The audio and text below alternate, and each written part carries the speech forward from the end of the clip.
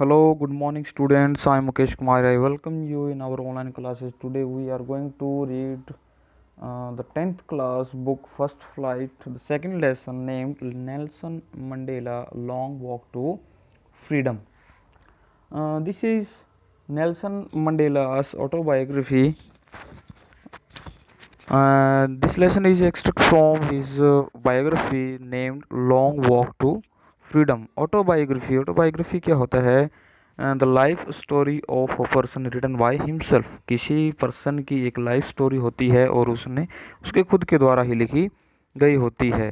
Before we start our lesson I should talk about something about Nelson Mandela. Nelson Mandela was first president of South Africa from the black people. Okay, in 1994 1994 में वो पहले राष्ट्रपति बने थे south Africa के। अश्वेत अश्वेत जो कि मतलब वहाँ पर गोरे रंग और काले रंग में बहुत ज़्यादा भेदभाव था। और उन्होंने बहुत मतलब इसका जो टाइटल है जैसे लॉन्ग वॉक टू फ्रीडम, इसी से पता चल जाता है कि जो आज़ादी के लिए बहुत लंबी लड़ाई लड़ी थी उन्होंने। और उनको फादर ऑफ नेशन भी कहा जाता है। ओके, और जो नेल्सन, इनकी जो मतलब प्रोनाउंसिएशन है, अगर अफ्रीकन तरीके से अगर हम देखते हैं तो इसकी प्रोनाउंसिएशन ये बनेगी नेल्सन होली शाजा मंडेला। ओके, नेल्सन होली शाजा मंडेला। और अगर हम वैसे हम नॉर्मल जो इंग्लिश के तरीके से बात करते हैं तो Nelson Rolihlahla Mandela. Okay, Nelson Rolihlahla Mandela. तो हम शुरू करते हैं। ये आपकी जैसे बुक है बिल्कुल उस तरीके से। अब आगे हम बिफोर यू रीड से पहले हम मतलब जो पढ़ने लेसन शुरू करने से पहले इस लेसन के जो कुछ बातें हमें पता होना चाहिए वो जैसे चले आगे। अब लिखा है एपरथेट। एपरथेट क्या होता है? पार्थेट क्या होता है? एक रंग भेद। ओके, एपार्थेट होता है एक रंग भेद, जैसे कि भेदभाव करना। श्वेतवाद, जहाँ पर गोरे रंग के जो लोग थे उनका वर्चस्व ज़्यादा था, मतलब जो काले रंग के जो लोग थे उनको बहुत ज़्यादा घिनौना समझा जाता था, उनको जो घिनौने काम करवाए जाते थे। जैसे इंडिया में जो पहले था भेदभाव बहुत ज़्यादा था, जैसे शूद्रों के साथ बहुत बुरा व्यवहार किया जाता था उनसे। ये आशा की जाती थी कि वो जो तीन वर्ण थे बाकी के, उनकी वो सेवा करेंगे। वैसे उनके साथ था, सेम था, कोई ज़्यादा फर्क नहीं था। एपैथेट इज पॉलिटिकल सिस्टम, एक राजनीतिक एक सिस्टम है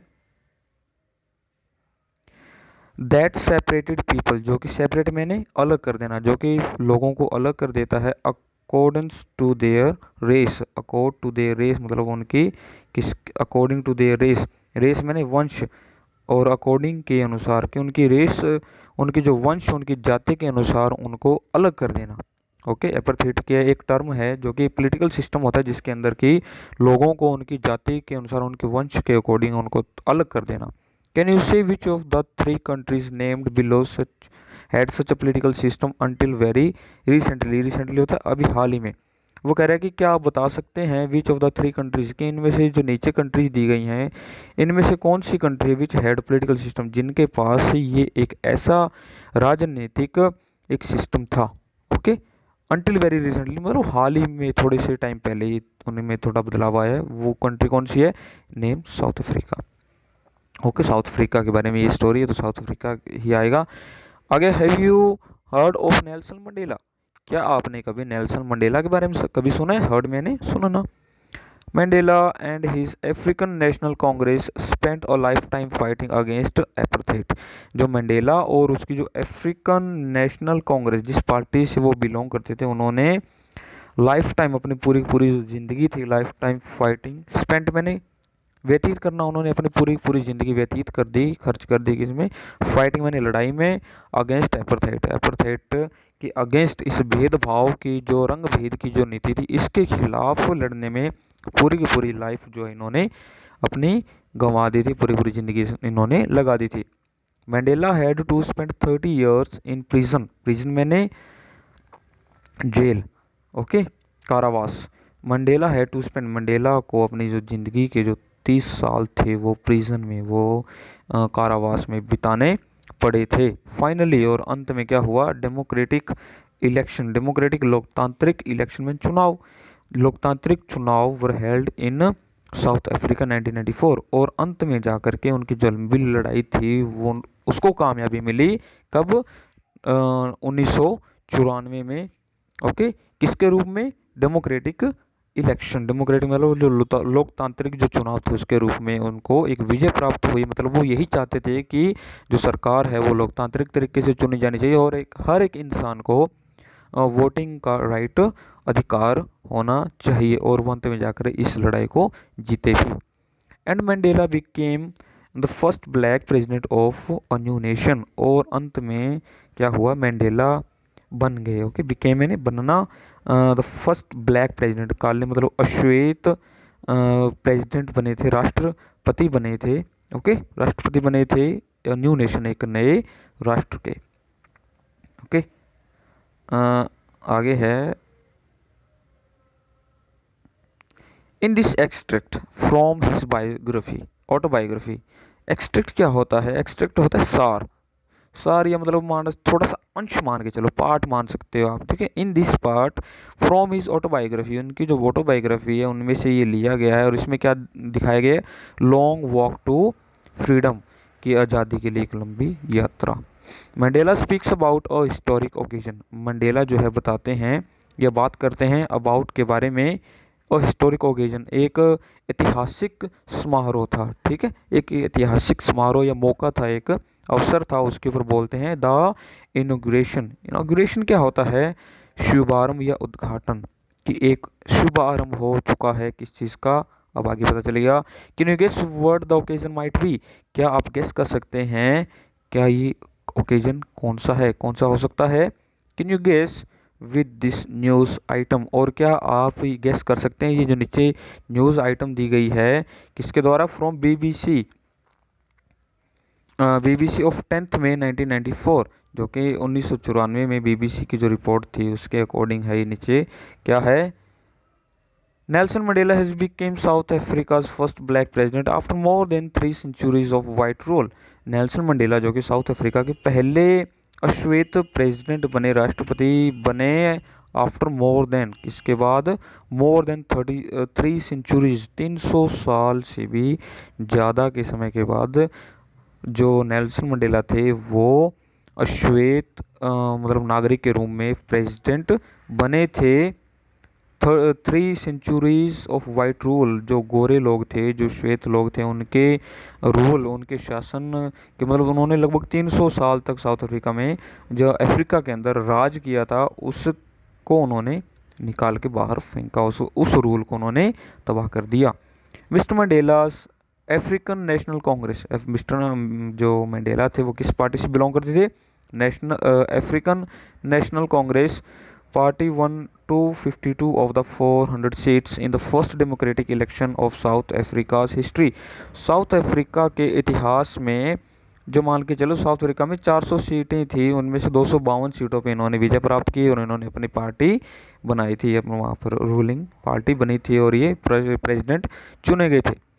The inauguration ceremony took place in the Union Building Amphitheatre in Pretoria today, attended by politicians and dignitaries from more than 140 countries around the world.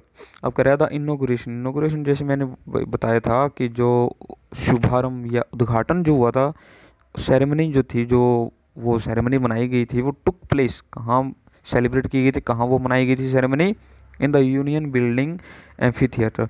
Union building amphitheatre, amphitheatre क्या होता है, एक गोलाकार इमारत होती है, जैसे स्टेडियम होते हैं ना नॉर्मल, जो क्रिकेट के किसी भी स्टेडियम गोलाकार आकृति में एक बिल्डिंग होती है जिसके अंदर लोगों के बैठने की मतलब जगह होती है, ठीक है। जैसे कि हमारा जो संसद है उसकी डिज़ाइन को मान के चलिए वो एम्फी थिएटर के रूम में, जो कि लोग मतलब गोलाकार जो बिल्डिंग उसके चारों तरफ बैठ जाते और बीच में वो जो खड़े हो, एक साइड में खड़े होकर के, बीच में खड़े होकर के अपना भाषण देते हैं, ठीक है। तो जो इनोग्रेशन जो था, शुभारंभ था, मतलब एक नया दौर था, एक नई सुबह थी साउथ अफ्रीकन के जो ब्लैक पीपल थे उनके लिए।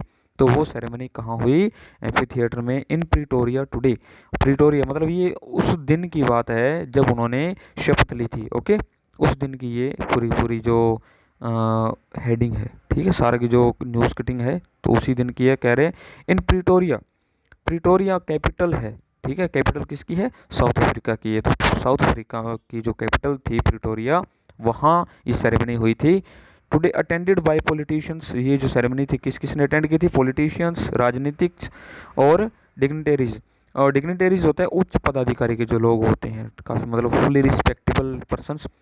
Dignitaries from more than 140 countries around the world, पूरे विश्व से एक लगभग 140 देशों के जो पॉलिटिशियंस थे, ओके, राजनेता थे और उच्च पदाधिकारी जो थे वो, उन्होंने मतलब उस शपथ ग्रहण को या उस शुभारंभ जो दिन हुआ था, उनके नया जो सूर्योदय हुआ था उसको देखने के लिए उसका जो हिस्सा बने थे 140 देशों के जो राजनेता थे।